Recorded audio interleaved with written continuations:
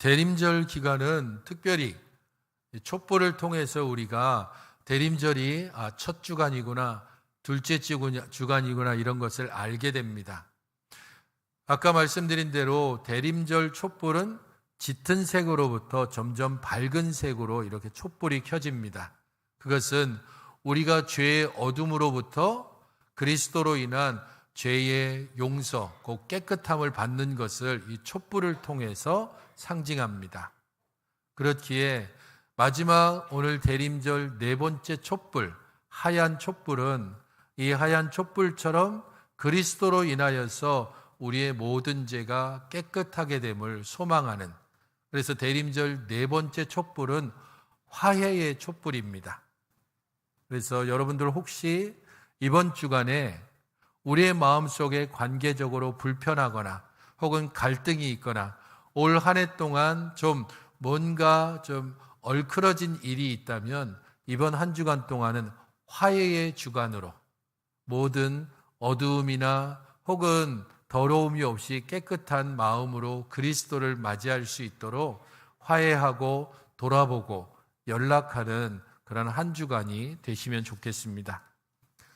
기다림의 마지막 주간, 이 마지막 주간에 우리는 기다림을 계속해왔던 사람들에 대하여서 살펴보고, 그리고 그들에게 찾아오신 예수님이 어떤 모습이었고 예수님이 어떤 사역을 하셨는지에 대해서 하나씩 함께 살펴보려고 합니다.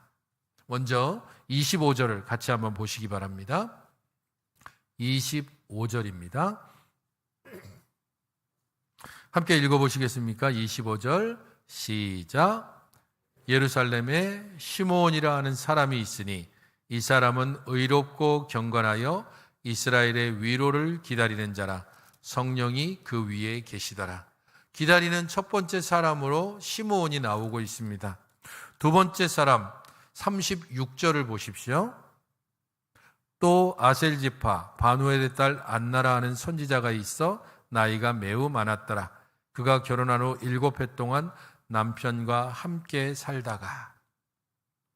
오늘 본문에서 2000년 전 예루살렘에 살았던 두 사람이 소개되고 있습니다. 한 사람은 시므온이고 한 사람은 안나입니다. 한 사람은 그리스도를 만날 것이다 라고 하는 약속을 받았고, 한 사람은 그런 약속을 받지 못했습니다. 한 사람은 남자고 또 다른 사람은 여자입니다. 그런 면에서 이 시므온과 안나는 2000년대 예수님을 기다렸던 모든 사람들을 상징하고 대표하는 사람이라고 볼 수 있습니다. 그들이 예수님을 어떻게 기다렸는가? 이것은 기다리는 그 시므온의 모습과 안나의 모습을 통해서 나타납니다. 시므온에 대해서는 어떻게 이야기합니까? 의롭고 경건한 사람이었다라고 말하고 있습니다. 성경에서 의롭다라고 말할 때는 항상 하나님과 연관이 되어져 있습니다. 사람과의 관계에서 연관되는 것은 경건하다라고 하는 말입니다. 그렇기 때문에 의롭고 경건하다라고 하는 이 말은 시므온이 하나님과의 관계에 있어서도, 그리고 사람과의 관계에 있어서도 바르고 정당한 삶을 살았다라는 것을 의미합니다. 예수님을 기다리는 사람은 하나님과의 관계에서도 온전하고 사람과의 관계에서도 온전해야 합니다. 안나에 대해서 보십시오. 안나에 대해서는 특별히 그가 어떤 모습이었다라는 것을 말하고 있지 않습니다. 결혼한 후 7년이 됐고 과부된 지 여기에서 84세 이렇게 이야기하고 있지만 두 가지가 가능합니다. 과부가 된 때로부터 84세가 됐다는 의미가 되기도 하고, 다른 한편으로는 그녀의 나이가 84세였다라는 의미도 됩니다. 그래서 사실은 두 가지 다가 가능한 표현일 수 있습니다. 많게 잡으면 이 안나의 나이가 100세가 훨씬 넘고, 아무리 작게 잡아도 84세의 나이가 되었다라고 볼 수 있습니다. 어쨌든 이 안나를 통해서는 기다림의 소망 혹은 기다림의 시간에 있어서 네가 죽을 때까지는 전에는 그리스도를 만날 것이다라고는 약속은 없었지만 안나는 섬기고 기도하고 금식하고 그래서 일상 가운데서 그리스도를 섬기고 온전히 따랐던 안나의 모습을 보여주고 있습니다. 시몬과 안나가 어떻게 무엇을 기다리고 있는지에 대해서는 25절과 38절에 나타나 있습니다. 25절에 보십시오. 시몬에게 대해서 이스라엘의 위로를 기다리는 자라고 이렇게 말하고 있습니다. 이스라엘의 위로를 기다린다라고 하는 이 말은 현실적이고 그리고 매우 정치적인 의미가 있습니다. 왜냐하면 시몬에게 있어서 그 당시 그의 시대는 메시아에 대한 기대와 함께 자신의 현실을 돌아보게 되기 때문입니다. 로마의 식민지. 그래서 매일매일 눈을 뜨면 자신의 조국이 로마 군인들에 의해서 지배받고 있는 현실을 바라볼 수밖에 없습니다. 그런 가운데 참된 위로자를 기다릴 수밖에 없습니다. 소망 없는 시대에 메시아를 기다리고 있는 그 사람들에게 유일한 위로자는 그리스도밖에 없습니다. 시몬으로 대표되는 이 사람들은 2000년대 예루살렘의 어느 한 거리를 지나면서 혹은 어느 골목을 지나면서 예루살렘 성벽과 예루살렘 성전을 거닐면서 우리에게 위로를 주십시오. 우리에게 위로를 주십시오. 이렇게 하나님께 간절히 기도하며 의롭고 경건하게 살았던 사람들입니다. 안나를 보십시오. 안나에 대해서는 특별한 어떤 말이 없지만 안나가 아기 예수님을 만난 후에 어떤 사람들에게 다가갔냐 하면 38절에 하나님께 감사하고 예루살렘의 속량을 바라는 모든 사람에게 그에 대해서 말했다라고 38절에 기록하고 있습니다. 예루살렘의 속량을 바라는 모든 사람, 이것은 시몬과는 다르게 이상적이고 영적인 상태에 대해서 이야기를 하고 있습니다. 안나로 대표되는 사람들도 곧 예루살렘의 속량을 바라는 사람들은 언제일지는 알 수 없지만 메시아가 오셔서 우리들을 속량해 주실 것이다. 메시아가 오셔서 우리들을 이 죄로부터 구원해 주실 것이다. 메시아가 오셔서 우리들을 이 압죄로부터 해방시켜 주실 것이다 라고 하는 그런 막연한 기대와 소망으로 살아가는 사람입니다. 사실 헤롯 대왕이 스스로를 메시아라고 그렇게 사람들에게 인식시키기 위해서 오랜 세월 동안 예루살렘 성전을 지었습니다. 아주 화려하게 예루살렘 성전을 짓고 자신이 이스라엘을 속량해 줄 수 있는, 이스라엘 백성들을 구원해 줄 수 있는 사람인 것처럼 드러내려고 했습니다. 하지만 그 예루살렘 성전을 보면서도 그들은 진정한 메시아가 헤롯 대왕이 아니라 하나님께서 보내실 그 누군가라고 생각하며 기다리고 있는 사람들, 바로 그 사람이 안나와 그리고 예루살렘의 속량을 기다리는 사람이었습니다. 수많은 사람들이 내가 메시아다라고 이야기하고 자신들에게 다가와서 메시아가 여기 있다 저기 있다라고 말하는 바로 그때에도 끝까지 예루살렘의 속량을 기다리며 자신의 위로자, 자신의 구원자를 기다렸던 사람들의 대표자로 안나가 여기에서 제시되고 있습니다. 생각해 보십시오. 2000년 전 어느 한때 예루살렘 거리를 거닐고 있었던 시므온, 안나, 이름을 알 수 없는 수많은 남녀들, 그들 마음속에 하나씩 한도 있을 것이고 울분도 있을 것이고 답답함도 있을 것이고 근심도 있었을 겁니다. 그들 모두는 자신들의 땅을 지나가고 있는 로마 군병을 보면서 자신들을 해야 될 대제사장이 오히려 종교를 이용해서 자신들을 착취하는 것을 보면서, 로마 권력에 붙어서 더 엄하게 자신들을 다스리고 있는 사두개인들을 보면서, 율법으로 자신들을 억누르고 있는 바리새인들을 보면서, 가슴에 칼을 품고 다니면서 조국의 독립을 위하여서 활동하고 있는 열심당원들을 보면서, 그들은 하나님께서 도대체 우리를 어떻게 위로하실지를 항상 소망하면서 하루를 지내고 그렇게 하루를 또한 보내고 있는 사람들이었습니다. 그런 그들이 이스라엘의 위로를 기다리는 시므온이었고 예루살렘의 속량을 바라고 있는 안나였습니다. 그리고 2000년이 지난 바로 오늘, 우리는 4주간 동안 대림절이라고 하는 그러한 날들을 지내고 있습니다. 여러분들 각자 올 한 해를 돌아보면서, 그리고 2023년을 소망하면서 어떤 소망이 있고 어떤 답답함이 있고 어떤 억울함이 있습니까? 여러분들은 정말 아무런 위로가 필요 없을 정도로 참으로 평강하고 참으로 기쁘고 정말 즐거움만이 넘칩니까? 여러분들은 진정으로 우리를 구원해 줄 누군가를 간절히 소망하며 이 대림절 넷째 주간까지 오고 있지는 않습니까?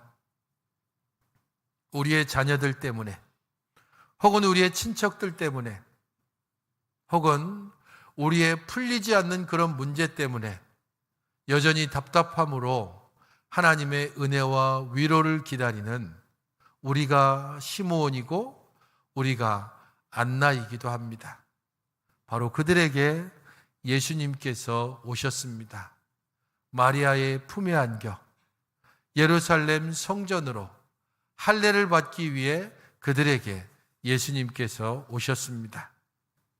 예수님께서 오셔서 행하신 일은 구약 율법과 관련해서 2가지가 우리에게 소개되고 있습니다.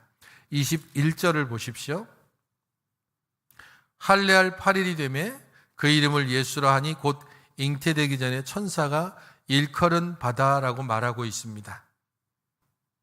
아시는 것처럼 이스라엘의 모든 남자아이들은 할례를 행해야 됩니다. 태어난 지 8일이 되면 남자로서 할례를 행하고, 그래서 드디어 이스라엘 백성이라고 하는 분명한 증거를 얻게 됩니다. 하지만 21절에서 소개하고 있는 정말 중요한 것은 이것입니다. 할례할 8일이 되매 그 이름을 예수라 하니라고 하는 겁니다. 할례를 행하고 그래서 비로소 이스라엘 백성이 되고, 그때의 가장 중요한 것은 이름을 얻는 것입니다. 예수님은 이때 비로소 예수라는 이름을 얻었고, 그것은 천사가 일컬은 바와 같다라고 말하고 있습니다.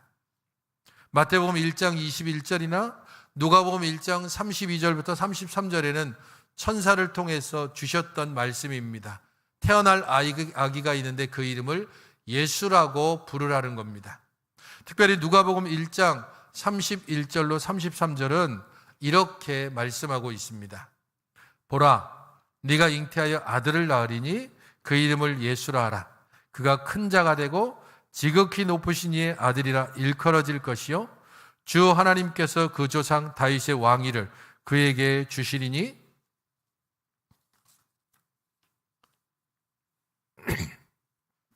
영원히 야곱의 집을 왕으로 다스리실 것이며 그 나라가 무궁하리라. 예수라는 이름을 얻는다는 것, 그것은 천사를 통해서 주신 것이 이루어진다는 것이고, 그것은 하나님의 약속하신 것이 이루어진다는 것이고, 그것은 예수님이 이스라엘의 왕이 되시고 온 세상의 구주가 되신다는 것을 확증하는 일입니다. 그런 면에서 할례가 그만큼 중요한 겁니다. 예수라는 이름은 자기 백성을 그들의 죄에서 구원할 자라는 뜻이 있습니다.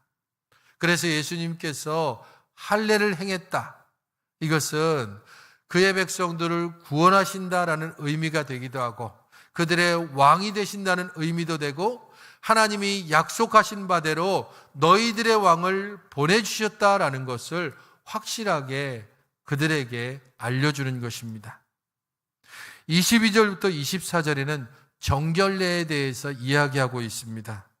모세의 법대로 정결 예식의 날이 참에 아기를 데리고 예루살렘에 올라갔다라고 말하고 있는데 이것은 출애굽기 13장 2절, 11절, 민수기 3장 11절부터 13절의 말씀에 따라서 정결 의식, 곧 5세계를 들여서 대속하는 것이든지 아니면 구별하는 두 가지 의식 중에 하나입니다. 구약 율법을 따라서 드려지는 이 율법의 말씀을 굳이 마리아와 요셉이 5세계를 드리는 이 일을 행하신 것은 예수님의 대속해서 드린다는 의미보다는 구별한다는 의미가 큽니다. 그래서 예수님이 이 일을 행하신 것은 내가 구별된 것처럼 너희들도 구별되고 나와 함께 연합되는 모든 영적인 이스라엘 백성들도 구별된다는 의미가 있습니다. 너희들이 이제까지는 죄와 함께 거닐고 죄와 함께 뒹굴고 죄로 인해서 진노 아래 놓여져 있었지만 이제 너희들은 정결하게 되고 너희들은 구별되었고 너희들은 거룩하게 되었다는 것을 이 정결 예식을 행하는 것을 통하여서 우리에게 분명하게 알려주는 것입니다. 구약 율법 아래에 있는 그 당시의 사람들에게 할례를 행하심으로 너희들의 구세주가 오셨고 너희들의 왕이 오셨다는 것을 알려주었고 정결 예식을 통하여서 너희들이 구별되고 거룩하게 되었다는 사실에 대하여서 분명히 알려주는 것입니다. 성도 여러분, 이 일이 무엇을 얘기하냐 하면 지금 예수님이 성년으로 오신 것이 아닙니다. 33살 건장한 그런 성년이 되어져서 모든 사람들에게 가르치고 능력을 행하시는 그런 예수님이 아니라 마리아의 품에 안겨진 아주 작은 어린아이로 오셨습니다. 그런 그분이 할례를 행하고 정결 예식을 행함으로써 하나님의 약속한 바가 이루어지고 우리들을 죄에서 구원하시고 우리들을 거룩한 백성 삼으셨다는 것을 이 예식을 통하여서 분명하게 보여주는 것입니다. 이것이 지니는 가장 중요한 점은 하나님께서 우리를 대신해서 그리고 우리를 위하여서 자신을 얼마나 낮추셨는가 하는 것을 보여줍니다. 우리는 이 땅을 살고 그리고 아주 작은 일에도 전전긍긍하는 그러한 한계를 가진 죄인들입니다. 그런 우리들이 하나님의 위대한 구원의 약속, 하나님의 놀라운 구속의 은혜에 대해서 제대로 알 수 없습니다. 그렇기에 하나님께서 나를 알아라라고 이야기하지 않고 우리에게 자신을 알려주기 위해서 아기의 모습으로 사람으로 우리에게 오셨습니다. 그 높으신 분이 우리를 위하여서 낮아지셨습니다. 그 영광스러우신 분이 우리를 위하여서 비천하게 되셨습니다. 그 크신 분이 우리를 위하여서 가장 작게 우리에게 오셨습니다. 그것을 통하여 우리를 높이시고 우리를 존귀하게 하시고 또한 우리를 거룩하게 만드십니다. 요한 웨슬레는 이 부분을 어떻게 표현하고 있냐면 하나님께서 우리를 위하여 한 뼘만큼 작아지셨다라고 표현합니다. 온 우주 만물을 창조하신 하나님께서 마리아의 손에 안길 정도로 작게 찾아오셨습니다. 온 세상의 구주이신 그분께서 마리아의 몸에 안겨서 할례를 받고 정결례를 행할 정도로 그렇게 아주 작고 연약한 모습으로 우리와 함께 하셨습니다. 왜 그렇게 하셨을까요? 그래야만 우리가 그분을 알 수 있고, 그래야만 우리가 그분을 이해할 수 있고, 그래야만 우리가 그분을 만날 수 있기 때문입니다. 우리를 대신해서 낮아지시고, 우리를 대신하여서 죄를 짊어지시고, 우리를 대신하여 죽으시고, 우리를 살리기 위하여 부활하신 것입니다. 바로 그 첫 시작이 아기 예수로 이 땅에 오신 것입니다. 그러나 30절부터 35절에 시므온이 이야기하는 것처럼 그리스도는 비록 아기 예수로 오셨지만 그의 사역이 분명하고 확실합니다.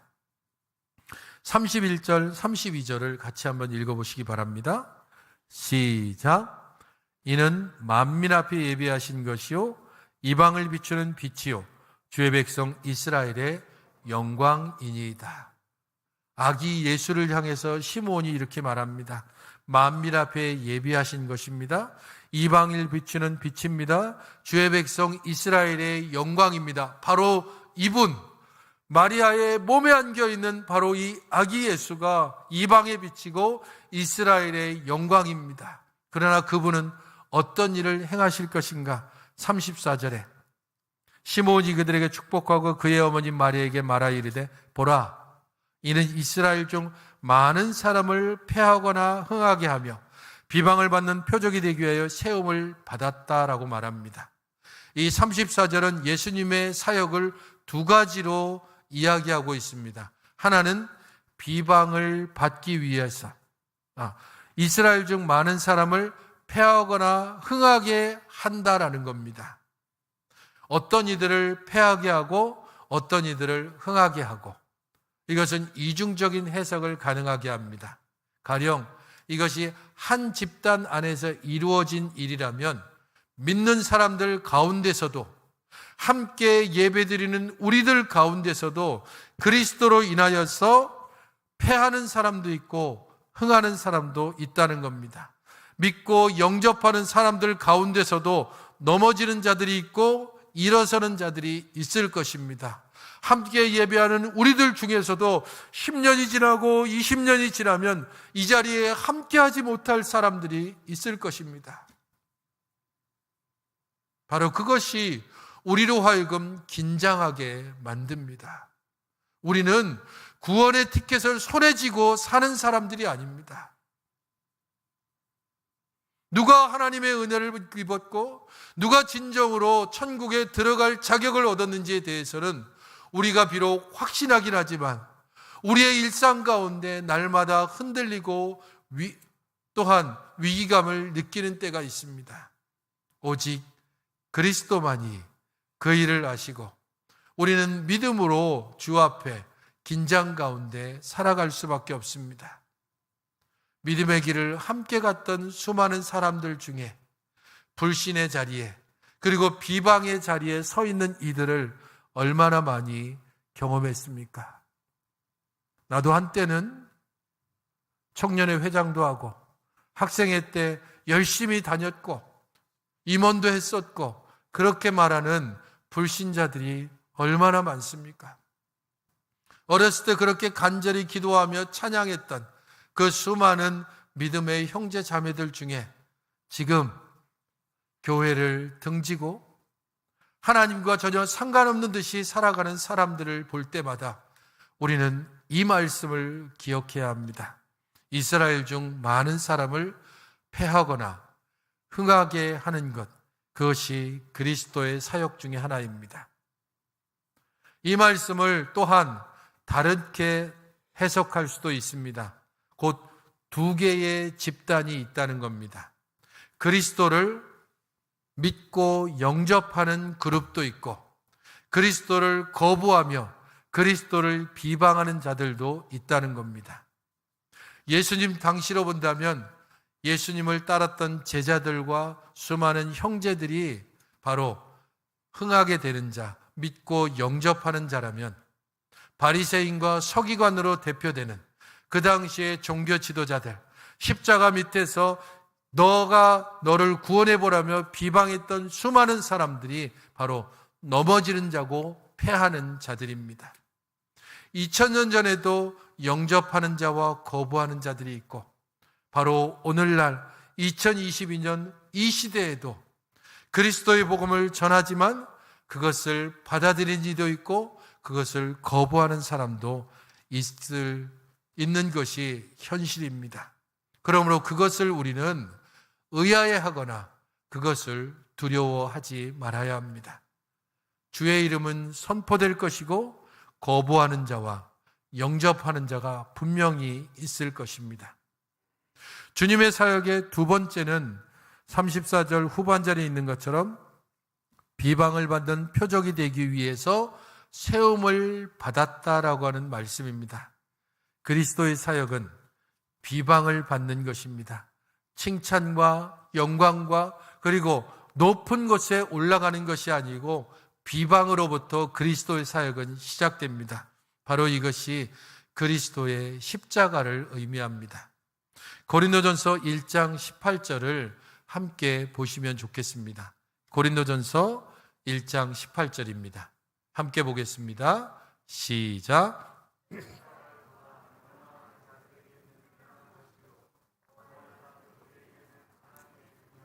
십자가가 있습니다. 십자가의 도가 온전히 선포되었습니다. 멸망받는 자들에게는 그 십자가가 미련하고 어리석고 그리고 실패한 자들의 것입니다. 그러나 구원을 받는 우리들에게는 하나님의 능력이 되고 우리의 소망이 되고 우리의 생명이 됩니다. 십자가는 언제나 조롱과 비방을 받기도 하지만 십자가는 언제나 우리에게 힘과 소망을 주는 대상이 되기도 합니다. 십자가는 그 당시에는 사람들에게 비방받는 것이고 꺼리는 것이 되었지만 이 십자가는 기필코 우리에게 생명을 주는 하나님의 능력이 되는 것입니다. 그러므로 비방받는 것, 그것으로부터 시작하여 그리스도의 생명은 시작되었습니다.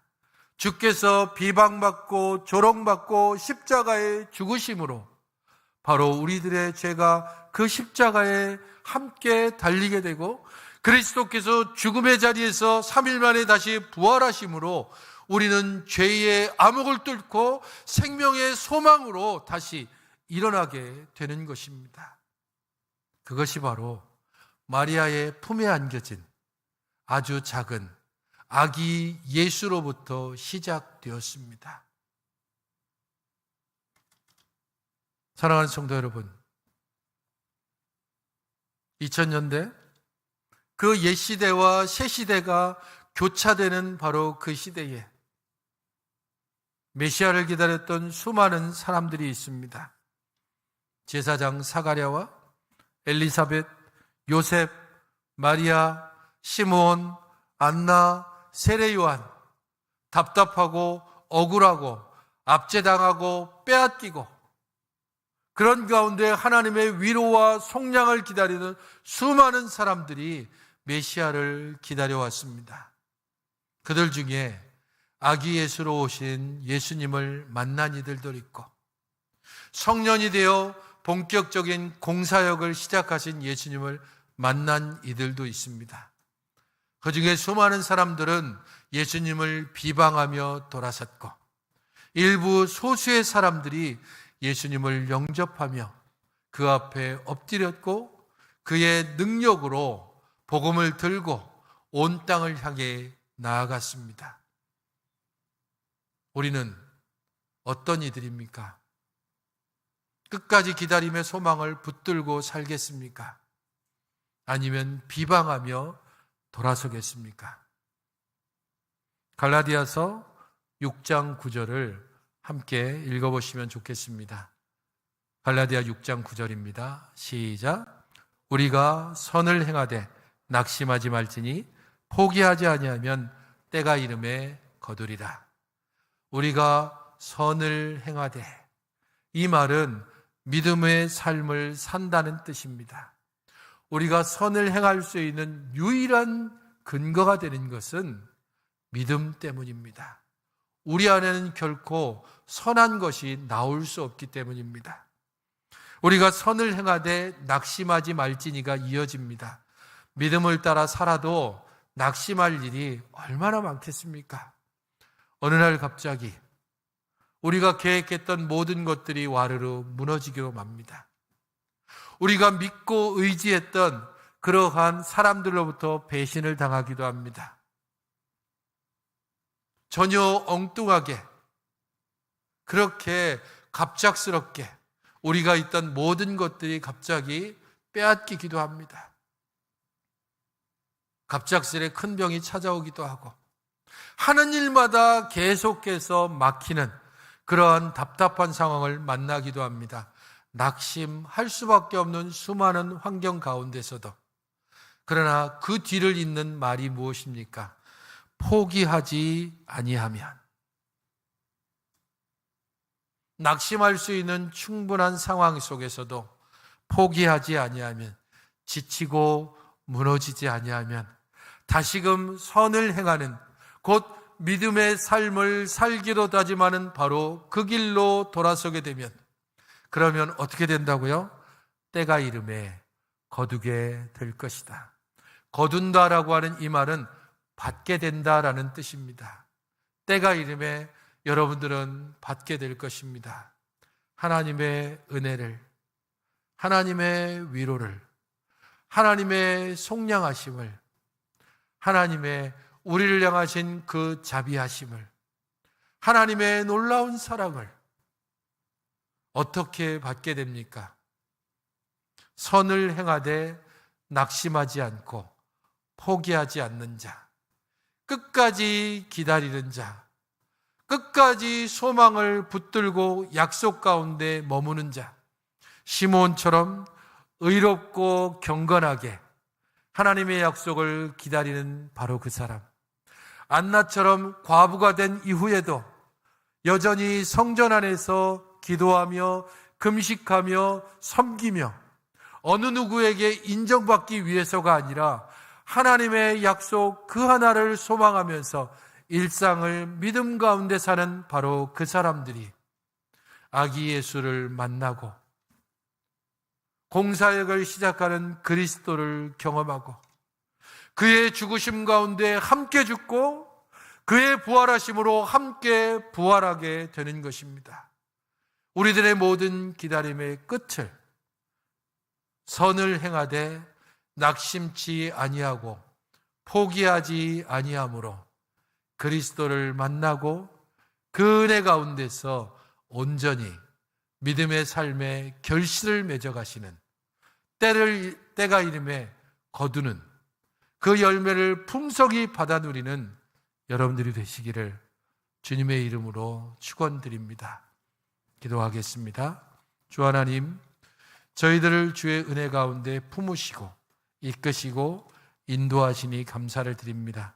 우리를 부르시고 은혜 가운데 강건케 하시고 그 사랑 가운데 행하게 하셨사오니 이제 이후로는 주의 은혜와 능력을 의지하여 우리에게 찾아오신 예수님, 다시 오마 약속하신 예수님, 그 예수님의 약속을 믿고 믿음 가운데 의롭고 경건하며 주와 이웃을 섬기는 믿음의 사람으로 살게 하여 주시옵소서. 예수님의 이름으로 기도하옵나이다. 아멘. 모두 함께 일어나셔서 찬송가 122장 참